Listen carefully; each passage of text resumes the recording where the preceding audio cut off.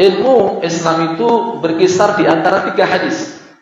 Pertama hadis innamal a'malu binniyat. Kedua, man 'amila 'amalan laisa 'alaihi amruna fahuwa raddun. Yang ketiga hadis al-halalu bayyinun wal haramu bayyinun. Orang kalau sudah paham tentang niat, kemudian dia juga sudah paham bagaimana tata cara ibadahnya Rasulullah, kemudian orang juga paham mana halal, mana haram, maka enggak ada yang tersisa dari yang tercacat dari ilmu. Ya. Paham tentang niat, paham tentang bagaimana cara ibadah Rasulullah, bagaimana teladan Rasulullah. Yang ketiga, paham mana halal, mana haram. Apalagi yang tercacat. Sudah komplit kalau seseorang memahami 3 hadis ini. Dan 3 hadis ini semua ada di kitab Al-Arba'in An-Nawawi. Sekarang kita bahas tentang hadis innamal a'malu binniyat. Hadis ini diriwayatkan oleh Amirul Mukminin, yakni ini karena beliau seorang memang Amirul Mukminin, khalifah setelah Abu Bakar As-Siddiq. Abu Hafs. Abu Hafs itu kunyah dari Umar bin Khattab, itu adalah Abu Hafs. Para ulama berbeda apa maksud, apakah dia adalah bapaknya Hafs atau personal branding. Kunyah itu tidak selalu bermakna bapaknya fulan. Ada kunyah yang Abu fulan itu bisa disandarkan kepada anak laki-laki. Laki-laki saya namanya Umar, maka kunyahnya Abu Umar. Kalau misalnya bin Mas'ud, Abu Abdurrahman, maka beliau kunyahnya Abu Abdurrahman, pakai nama anak laki-laki. Tapi nggak harus laki, boleh menggunakan dengan anak perempuan, seperti Abi Ruqayyah Tamim Ad-Dari. Tamim Ad-Dari itu kunyahnya Abu Ruqayyah. Ruqayyah itu seorang wanita, anaknya yang perempuan, maka boleh menggunakan kunyah dengan menggunakan anak perempuan. Kalau belum punya anak bagaimana?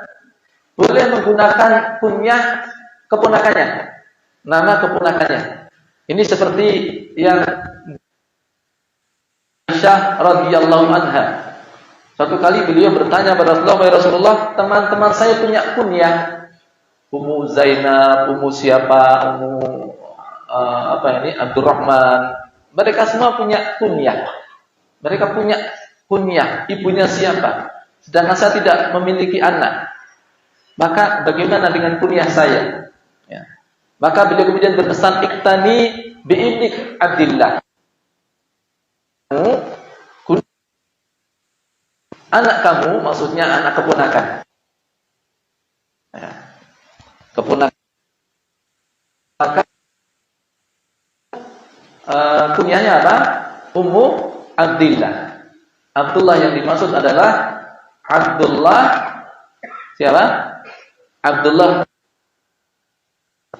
Karena Abdullah bin Zubair bin Awam itu adalah ibunya Asma bintu Abu Bakar.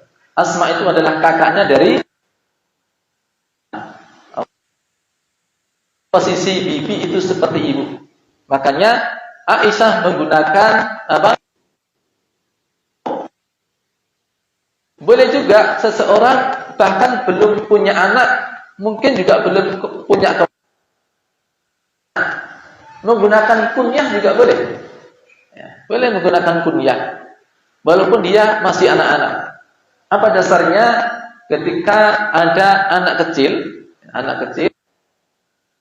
yaitu punya piaraan burung, lalu burung tersebut mati, maka Nabi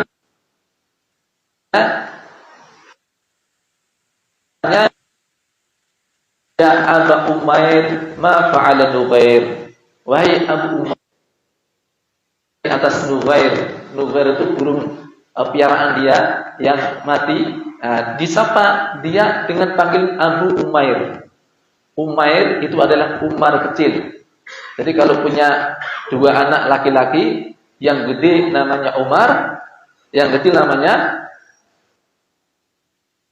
baru Yusran anak saya, Umar gede. Isim tasghirnya apa? Umar jadi Umair. Ya, jadi anak pertama Umar, anak kedua atau ketiga yang laki-laki misalnya itu Umair.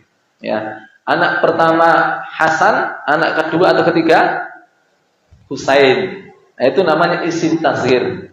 Jadi kalau memang merencanakan seperti itu jangan kebalik. Anak pertama jangan Umair. Ya, tapi Umar. Baru nanti yang kedua Umair. Itu isim tasghir. Ya. Jadi yang gede tetap lebih gede ya. Anak pertama kalau Umair, nah ini anak pertamanya lebih kecil daripada anak kedua dan ketiga. Paham ya? Ini namanya isim tasghir. Ada Fadil, ada Udail. Namanya isim tasghir. Nah, jadi boleh menggunakan kunyah meskipun masih anak-anak. Kunyah itu, penggunaan kata abu, ummu, itu juga bisa bermakna sahib, teman, atau pemilik. Ya. Seperti Abu Hurairah. Hurairah bukan nama orang. Hurairah isim tasghir dari Hirrah. Hirrah itu kucing, Hurairah kucing kecil. Dikenal Abu Hurairah yang namanya siapa nama aslinya? Siapa nama aslinya? Ini orang yang sangat terkenal sekali jasanya di dalam Islam. Sahibul ulum, sahabat yang memiliki ribuan hadis, ranking pertama. 5.374 hadis diriwayatkan oleh beliau. Siapa nama aslinya? Bin Sakhr, Abdurrahman bin Sakhr. Nah, kenapa dipanggil? Sudah dikenal. Dulu setiap kali ada Abdurrahman bin Sakhr ini selalu ada kucing kecil yang menyertai. Mana-mana ikut. Ya, saking jadi kayak Abu Hurairah dengan Abu Hurairah. Nah, ada pula kunyah itu karena personal branding. Dia dikenal sebagai apa? Kenapa disebut dengan Abu Jahal? Karena dia itu dedengkotnya jahiliyah. Kenapa disebut dengan Abu Lahab? Sayasla narong datalahab. Jadi lihat Abu Lahab, gambarannya seketok neraka gitu. Ya, maka dipanggil dengan Abu Lahab. Ya. Kenapa dipanggil dengan Abu Bakar? Abu Bakar, siapa nama asli Abu Bakar As-Siddiq? Ini orang terkenal nggak ini? Orang berjasa nggak dalam Islam? Dan panjenengan kenal nggak siapa itu Abu Bakar As-Siddiq? Ya. Atau lebih penting mengenal siapa ya, tentang Abu Bakar As-Siddiq daripada antum mengenal nama asli Abu Marabilah ya. Hal ini nggak begitu penting. Tapi Abu Bakar As-Siddiq loh ya, orang kan kenal. Siapa namanya? Tuh kan agak asing ya. Ya, karena kadang-kadang kita sudah terbiasa Abu Bakar As-Siddiq. Kenapa beliau disebut dengan Abu Bakar? Libukurihi, karena beliau dikenal sebagai orang yang memang terdepan dalam setiap kebaikan. Bahkan sejak di masa jahiliyah panggilan itu, karena secara umum kebaikan yang disebut orang sebagai dia selalu terdepan untuk mengerjakannya, sampai dipanggil dengan Abu Bakar. Ya. Bukan karena beliau punya anak. Nah, walaupun ada yang pendapat Abu Bakar itu adalah Bakar. Ya. Yang ayah dari seorang wanita yang di keadaan perawan. Tetapi pendapat itu merujuk Abu Bakar itu sudah dikenal oleh orang-orang sebelum lagi Aisyah dinikahi Rasulullah. Ya. Nah, nanti makanya orang itu itu. Makanya jangan bikin personal branding yang gak baik. Kalau personal branding kali ya, nanti dapat ini Ya. Abu Mas'ud. Ngaji ngantuk terus. Ya, itu juga ada panggilannya kan. Abu Nu'as. Ya. Pokoknya nek apa? Nah, itu adalah ketika apa? Ketika pengajian sama khutbah Jumat. Nah, ya. Jadi kalau ada mungkin panjenengan punya teman yang kononnya itu punya penyakit, nggak bisa tidur, coba aja diajak pengajian Pak. Ya. Insya Allah sembuh itu. Ya, ya ini pas habis subuh ini biasanya itu efektif Pak. Ya. Untuk mengobati apa penyakit insomnia, pengajian habis subuh itu efektif. Ya. Atau pengajian malam ya, jam 9 baru mulai. Gitu, ya. Baik, kembali pada hadis ini. Kemudian Abu Hafs itu kunyah mengambil dari mana? Ini para ulama berbeda pendapat. Ada yang mengatakan bahwa ini adalah personal brand. Hafs yakni Al-Asad. Al-Asad yakni singa. Liquwwatihi karena kekuatannya dan di antara para ulama rijal mereka mengatakan bagaimana karena sangat lincah, energik. Ya. Tubuhnya besar tapi lincah. Ya. Bahkan beliau bisa menaiki kuda pada saat berlari kencang, langsung naik. Ya. Mana bisa, susah gitu ya. Bahkan ada yang udah di papan gitu ya, naiknya udah pakai kursi, pakai pelana. Tarik dari kanan, guling ke kiri, gitu ya. Lalu kaki ini. Ya. Hadirin, penggunaan kunyah Abu Hafs ada yang mengatakan karena personal branding beliau. Ada pula yang mengatakan bahwa beliau pernah memiliki anak yang namanya Hafs. Ya. Hafs. Kemudian dia meninggal, maka ketika punya anak perempuan kemudian dikasih nama Hafsah. Ya. Yang Hafsah itu adalah istri dari Rasulullah SAW.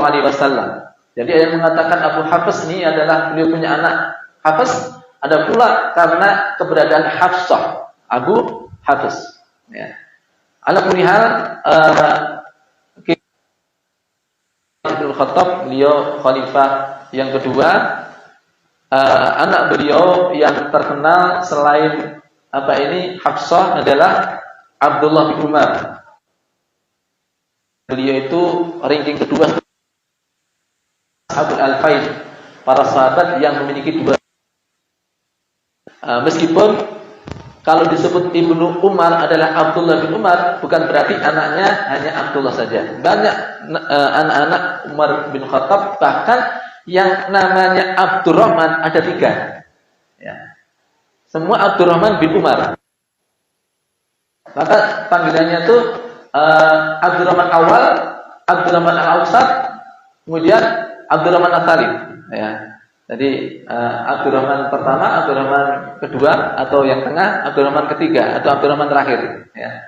Nama Abdurrahman itu ada berapa? Ada 3. Anaknya Umar bin Khattab. Baik. Semoga Allah meridainya. Beliau berkata, Sami'tu, saya mendengar. Saya mendengar Rasulullah SAW bersabda. Harus dipahami ketika perawi hadis mengatakan Sami'tu, ini sebagai bentuk takkid, penguatan bahwa apa yang disampaikan itu sesuatu yang didengar langsung. Sami'tu, aku mendengar. Makanya kita dapati para sahabat ketika meriwayatkan hadis itu untuk meyakinkan bahwa dia hadir di saat Nabi menyampaikan hadis tersebut, kadang-kadang juga bahkan menceritakan konteksnya. Seperti hadis Umar yang kedua dari hadis Arba'in. Ya. Itu konteksnya sangat detail beliau gambarkan. Gimana kalimatnya tuh? Ketika kami bersama Rasulullah, ya, duduk bersama Rasulullah, ittala alaina rajulun syadidu bayadi thiyabi sadidu sawadi sa'ri. Ada orang yang datang, bajunya putih, kemudian rambutnya hitam, ya, dan seterusnya. Gambaran yang sangat detail, insyaallah nanti kita bahas pada pertemuan berikutnya, supaya meyakinkan pendengar bahwa apa yang disampaikan itu langsung dia hadir di peristiwa tersebut, bukan mendengar dari orang lain. Nah, itu penggunaan kalimat sami itu. Jadi beliau mendengar langsung dari Rasulullah apa yang beliau sabdakan, innamal a'malu binniyat. Sesungguhnya amal itu tergantung niat. Ya. Yakni amal baik itu hanya akan dianggap sebagai sebuah amal baik kalau memang niatnya baik. Ya. Sementara walaupun secara kasat mata penampakan yang dikerjakannya itu adalah jenis kebaikan, tapi kalau niatnya bukan kebaikan, maka tidak dicatat sebagai amal kebaikan. Ini pentingnya niat yang merupakan syarat sahnya amal. Ya. Karena tanpa niat yang benar, amal tidak diterima oleh Allah. Ya. Wa innamal likulli imri'in ma nawa. Seseorang hanya mendapatkan apa yang dia niatkan atasnya. Ya. Sama orang-orang dapat apa tergantung niatnya apa. Di sini pentingnya kita belajar tentang niat, Bapak Ibu sekalian. Ya. Abdullah bin Mubarak rahimahullah, beliau adalah Amirul Mukminin fil hadits di zamanihi. Ya. Ahli hadis di zamannya. Beliau menyebutkan tentang seperti apa urgensi niat. Rubba amalin saghirin tu'dimu niyah. Wa rubba amalin kabirin. Betapa banyak suatu amalan itu yang kecil bisa menjadi bernilai tinggi dikarenakan niat. Dan betapa sering amalan yang besar, susah, berat menjadi tidak bernilai karena niat. Contoh 3 orang melakukan amalan yang secara jenisnya paling tinggi di bidangnya. Jadi ada orang-orang yang mengamalkan amalan terbaik di dalam Islam. Yang satu seorang mujahid, orang yang berjihad. Ya. Apalagi yang bisa. Ya. Ketika seorang sahabat bertanya, ya Rasulullah, dullani ala amalin ta'dil jihad. Ya adil jihad. Beritakan kepada kami tentang suatu amalan yang setara dengan jihad. Beliau mengatakan, la ajid, tidak aku dapati. Ini orang yang mengamalkan amalan yang tertinggi, yakni dirwatus sanamil Islam, ya, puncak ketinggian Islam. Untuk mengerjakannya juga effortnya sangat-sangat besar. Taruhannya nyawa. Dia juga harus belajar, ya, bela diri, harus belajar skill tentang bagaimana berperang dan seterusnya. Ya, effortnya besar. Kemudian yang kedua adalah seorang yang al-jawad, ya, yakni seorang yang dermawan. Dia ini orang yang melakukan amal terbaik dalam hal pengorbanan harta. Siapa yang lebih baik daripada orang yang dermawan dalam hal mengelola hartanya? Dan yang ketiga, qari alim. Siapa yang terbaik daripada orang ini? Khairukum man ta'allama al-Qur'an wa 'allama.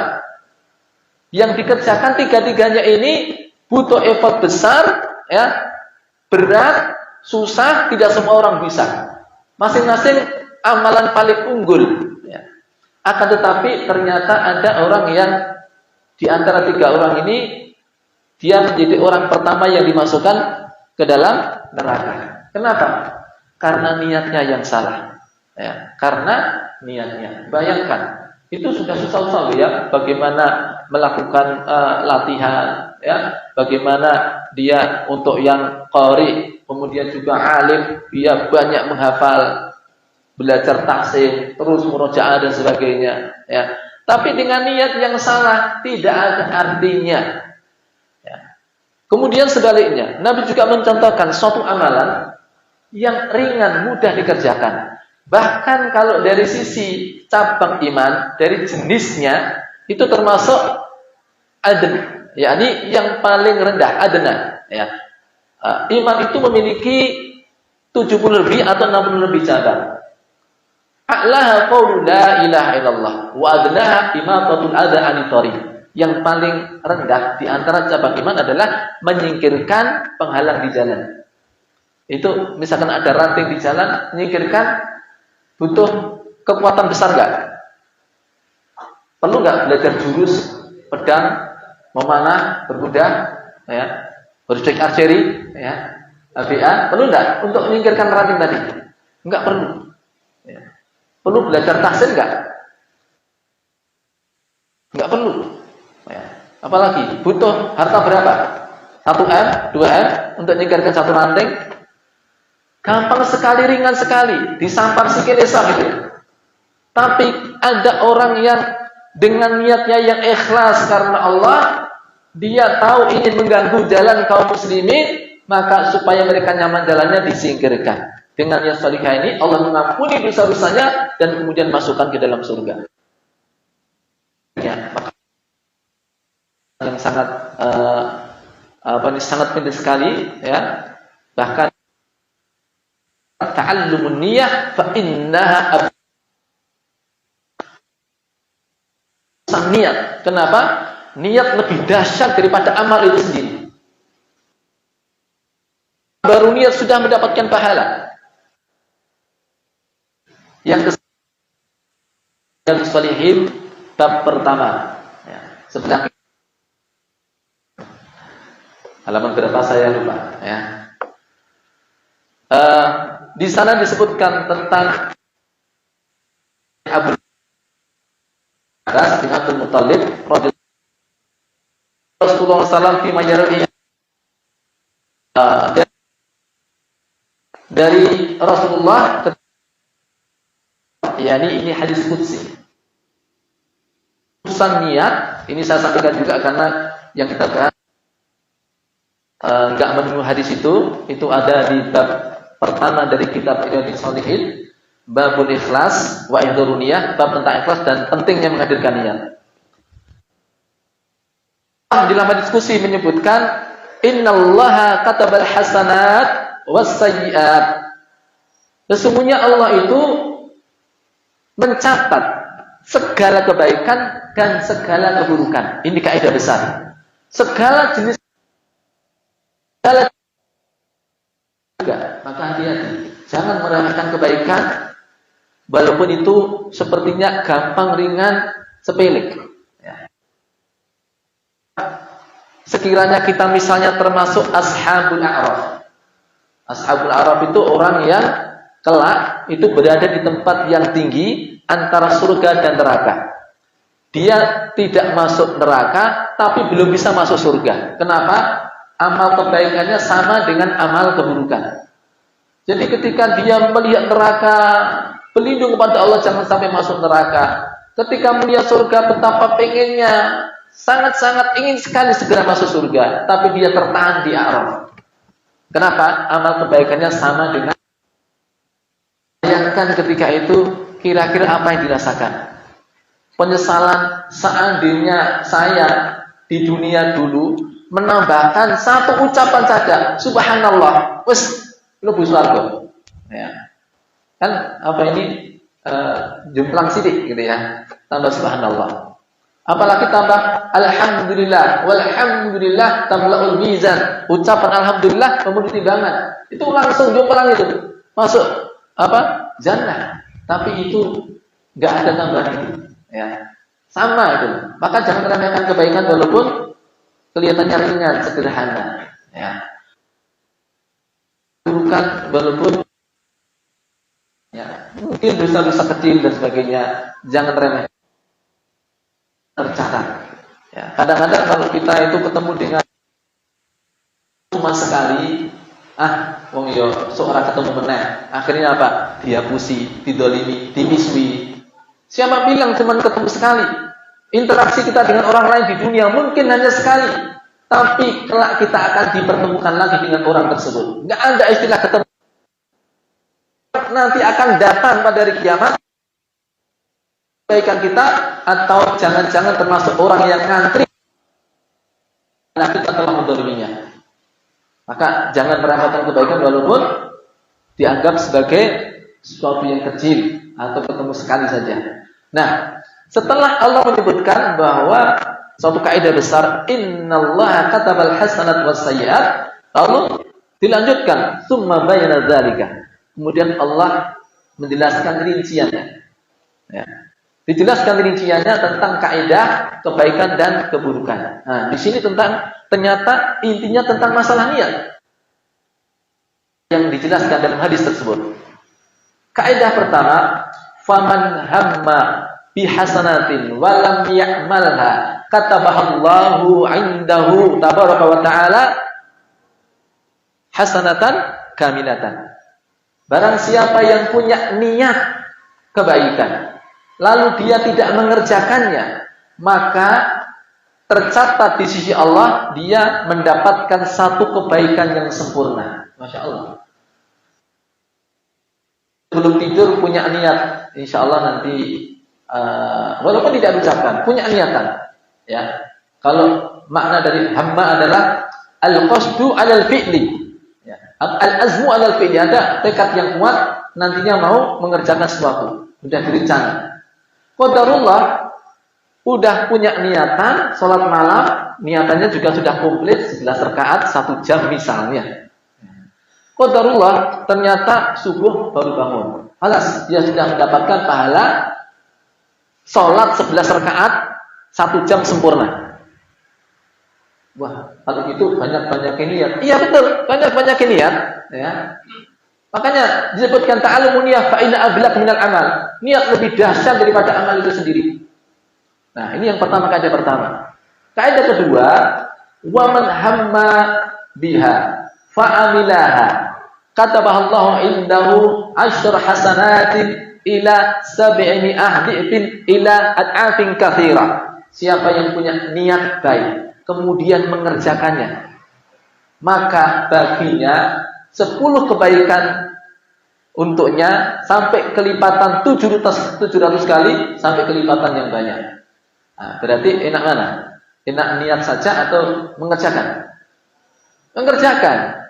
Niat saja mendapatkan 1 kebaikan sempurna. Kalau mengerjakan 10 sampai 700 kali lipat sampai kelipatan lebih banyak lagi. Nah, ini kemurahan Allah.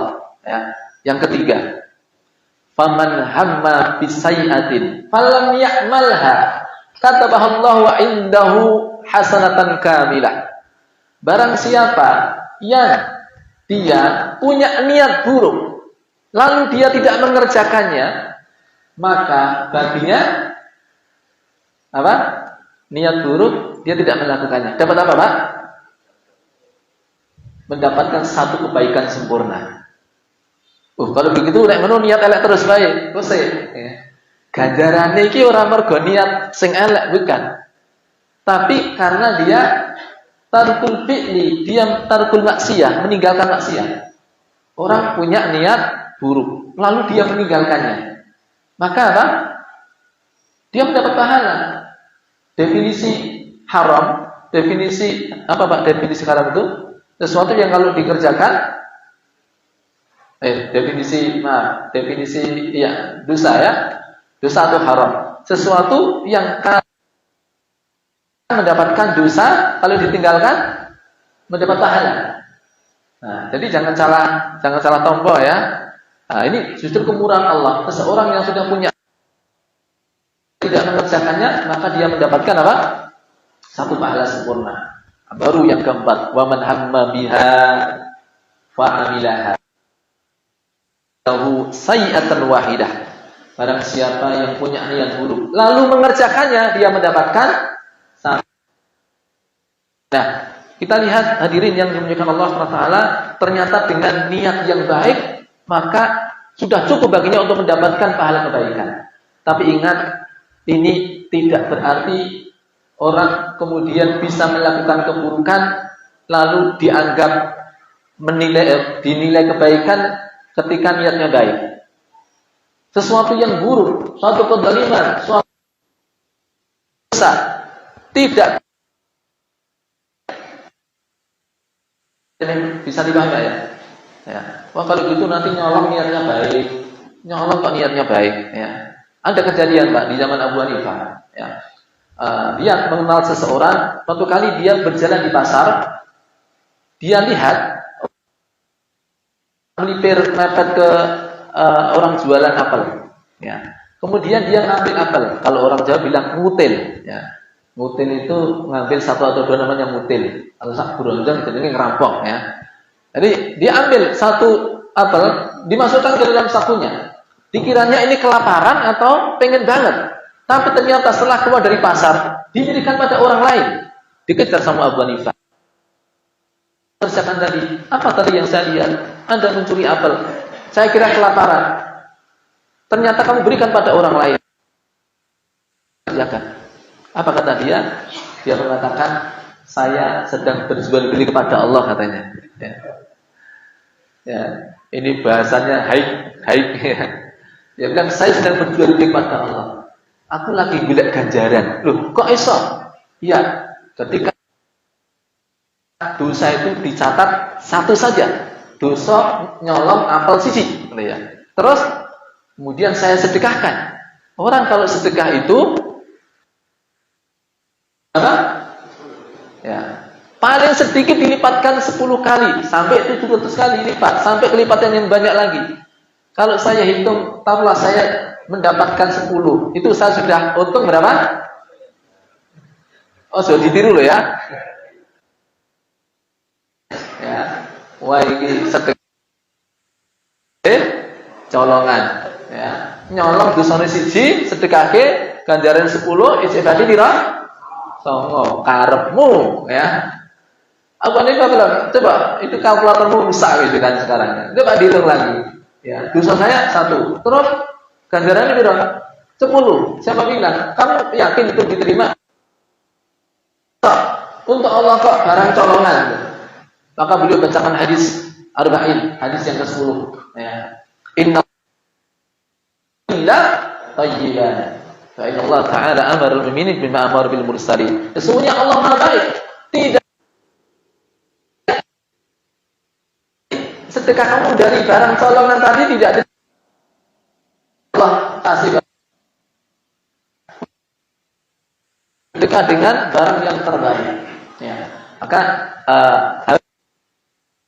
kemudian tidak berarti amalan buruk itu menjadi baik dengan alasan niatnya baik. Syarat diterimanya amal itu juga benar.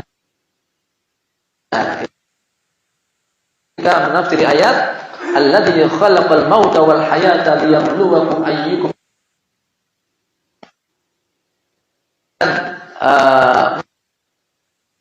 siapa yang paling bagus amalnya, ahsanu amalan, ya,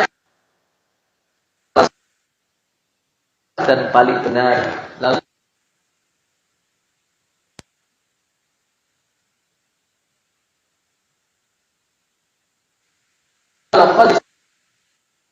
lisan suara. Amal itu kalau ikhlas tidak diterima.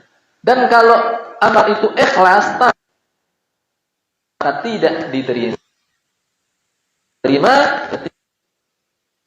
nah, ikhlas ayyakuna lillah, amalnya karena Allah. Kemudian benar, sawaban ayyakuna ala sunnah, berada di atas sunnah, ikuti sunnahnya Rasulullah SAW. Baik, terakhir bahwa kemudian setelah kaidah umum ini Nabi menyebutkan suatu yang ini menjadi asbabul wurud, ya. Faman kanat hijratu ilallahi wa rasulihi fa hijratu ilallahi wa rasulihi. Amal spesifik hijrah. Ada orang yang hijrah karena Allah dan hijrah. Faman kanat hijratuhu lid dunya yusibuha aw imra'atin yang. Tapi kalau niatannya untuk tambah kaya dan wanita yang tidak dinikahi, maka dia mendapatkan apa yang dia niatkan wanita, ya dia dapat wanita. Ada seseorang yang kemudian dikenal dengan Muhajir Ummi Qais. Ceritanya ketika dia diajak hijrah, aduh, ya, berat, ya.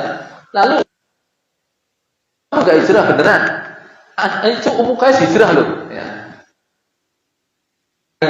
Oh, dia hijrah. Ya udah, kalau gitu saya hijrah. Maka kemudian Qais, oh, karena wanita yang hendak dinikahinya. Nah, makanya renungkan kembali, dan hal-hal hadis yang terkait dengan masalah niat ini bisa antum baca lagi banyak. Ini saja yang bisa saya sampaikan, mudah-mudahan bermanfaat. Akhirul kalam, assalamualaikum warahmatullahi wabarakatuh.